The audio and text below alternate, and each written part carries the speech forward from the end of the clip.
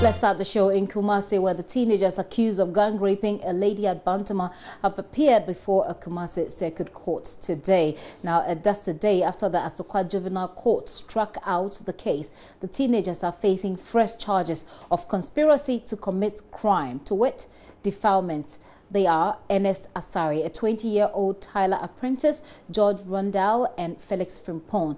The others are Emmanuel Ofori and Randolph Achampong. The three others, Barney, Kweku, and Anoche, were told are all at large at the moment. Ohime Interior has been following this story. He joins me live on the telephone line with an update. Hello, Ohime.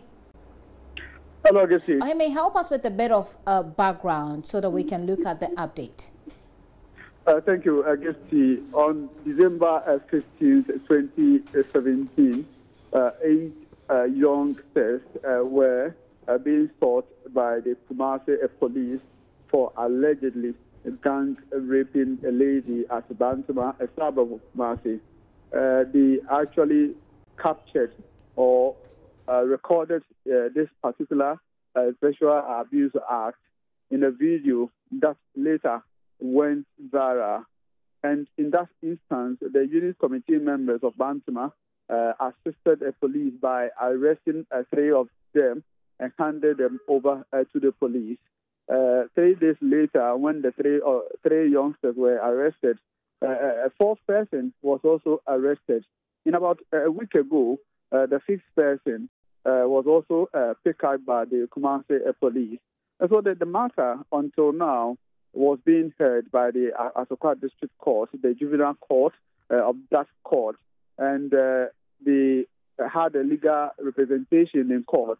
All these were the counsel for the accused persons had argued that until the age of the suspects are determined, are investigated and determined by the court, the issues and the charges brought against them on whether or not they were involved in gang raping that particular lady will not be determined. So the court, in its wisdom, asked the prosecutors to visit the basic schools of all the accused persons involved to verify their ages.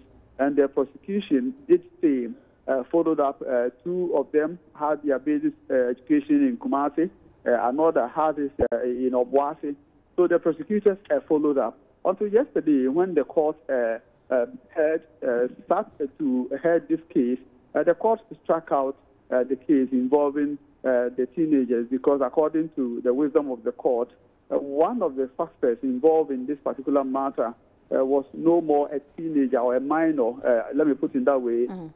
One of the suspects wasn't a minor, and that because of jurisdiction issues, it has to be transferred to a Kumasi Circuit Court where the accused were supposed to appear before in court today. And today, so they appeared before court, with some of them had their parents around, but unfortunately, the counsel for the accused person did not show up.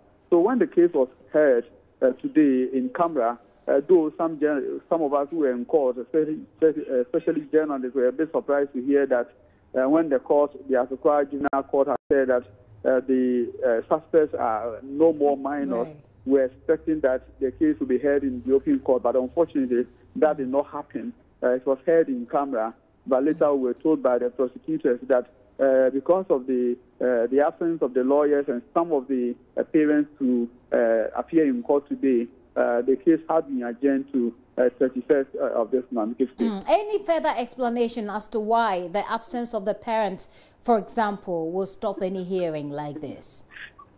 I tried as much as possible to get some explanation from the court.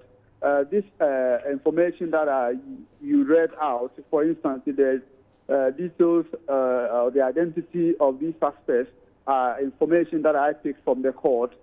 So for the court has not even said whether they are juveniles or not. When the case was called yesterday, for instance, the counsel for the accused was so angry because, per his knowledge, the age of the suspects were yet to be established by the court. And according to him, the court had not furnished him through writing that it has been able to establish the ages of these accused persons. So that has been an issue of contention between the council and the Asokwa Juvenile Court even until today. But as to whether why the council failed to show up and that of the parents, we are yet to find out from the court. But I must say, even the parents, some of them who came in court were a bit disappointed because they thought that today would have been, the suspect would have had a leeway today in court. But that didn't happen, Gifty. Right. Ohime, thank you very much for that update. Later in the show, we may have to come back to you to follow up on the Fulani case. But right now, though, we sign off with Ohime. We are bringing us up to speed on the update, the latest on the gang rape issue. Well, as we know, they're going to have to stay in custody a bit longer. So